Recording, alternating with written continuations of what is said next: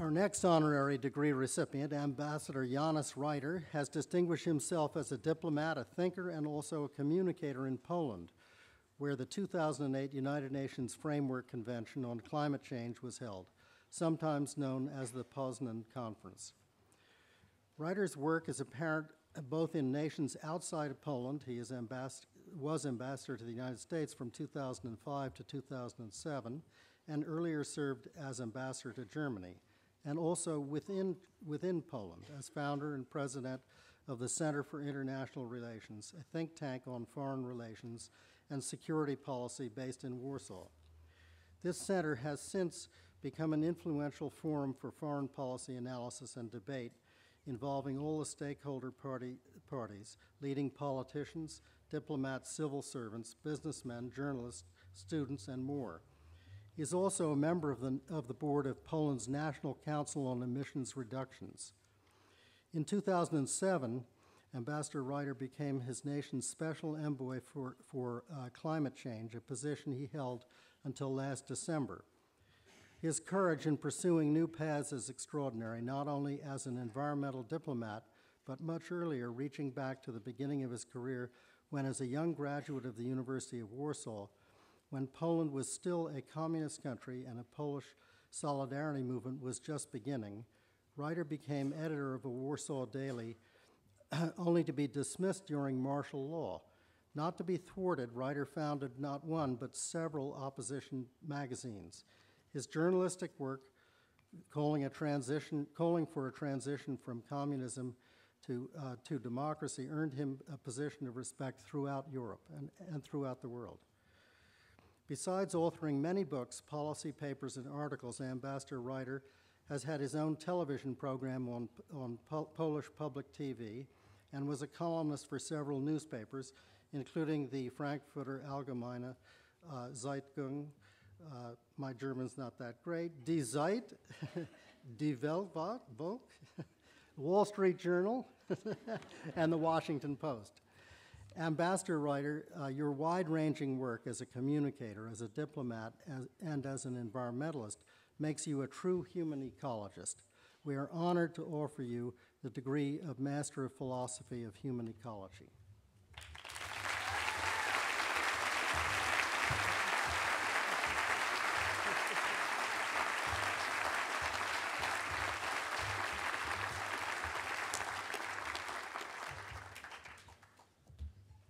Thank you. Thank you very much. I'm really very happy about that. You know, when I received an award from a German university some 10 years ago, the president of the university asked me how long I would speak. I said, well, 15 minutes, is that okay? She said, oh no, you know, our rule is 45 minutes. Can you imagine how the students will be disappointed? Well, finally I spoke for 20 minutes.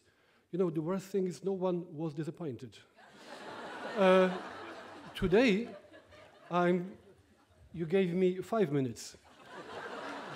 Will you be disappointed? I don't think so. That gives me confidence to start speaking. Of course, I could pretend that if you'd given me 1 hour, I would be able to explain all the world and to say, well, how to save the world and so on and so on. But since you have given me just 5 minutes, I will fail to do that. I cannot do that. It's your fault. No. Even in an hour, I would not give you I would not tell you how to save the world. But in 5 minutes, I can share with you some of my experience in how to make change happen and how to make change possible. Because I believe that I have some experience with that. An experience that, well, I believe that has been useful to me also in my climate job. The transition to low-carbon economy is one of the most complex processes in the world history.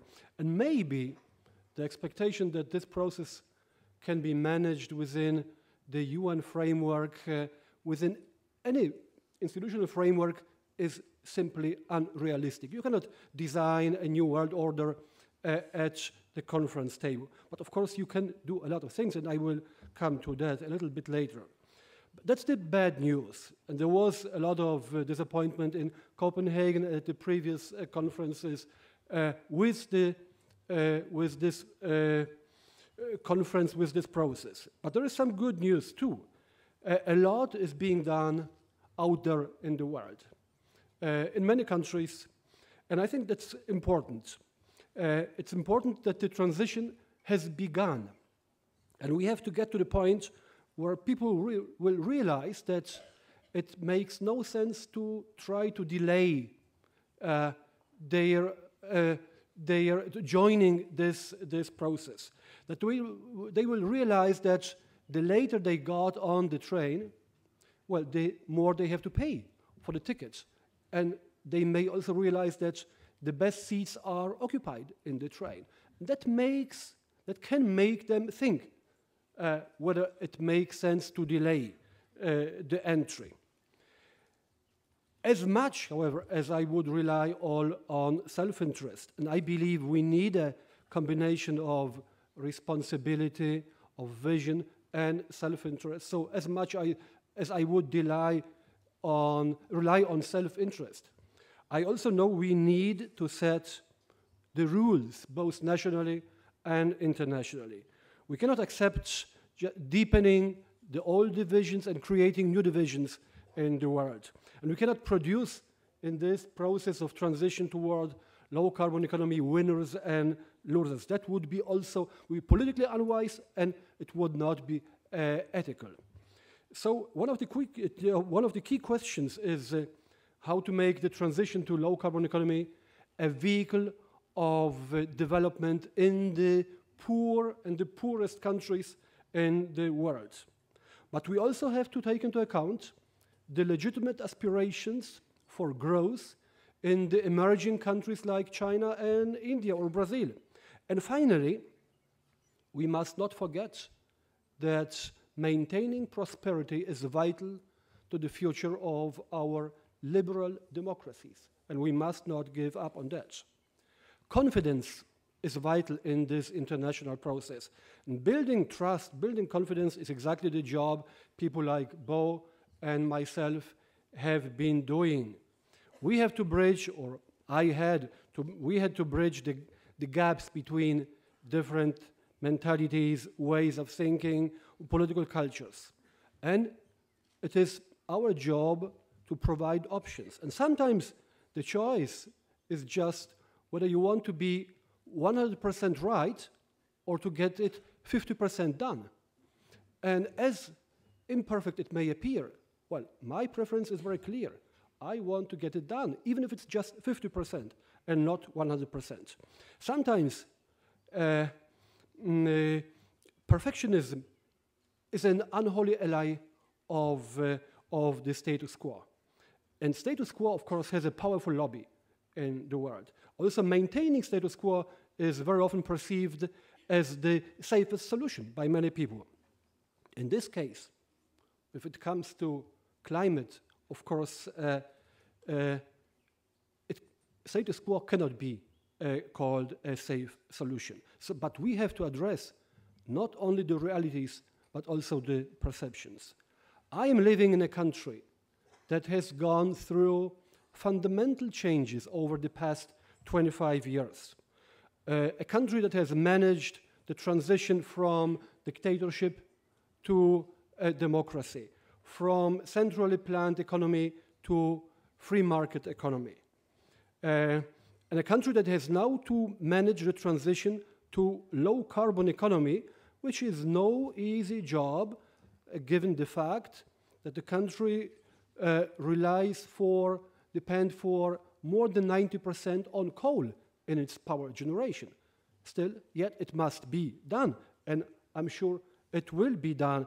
Denmark is in a different situation, and the European Union is very diverse, and both Denmark and Poland are part of the reality of the European Union. And I believe if we are able in the European Union to manage this process, to provide good examples, that can be a very powerful message to the world. And I regret that we have not been able to use this power of the good example more than we have done until now.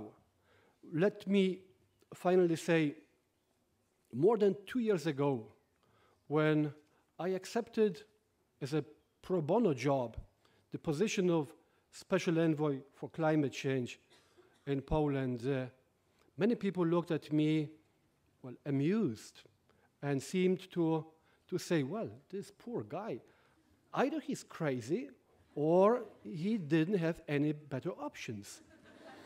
You know, no one envied me. No one envied me.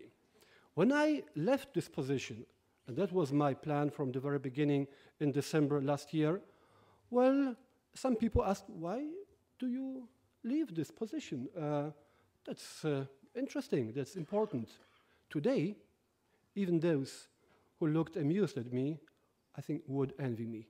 And thank you very much for that.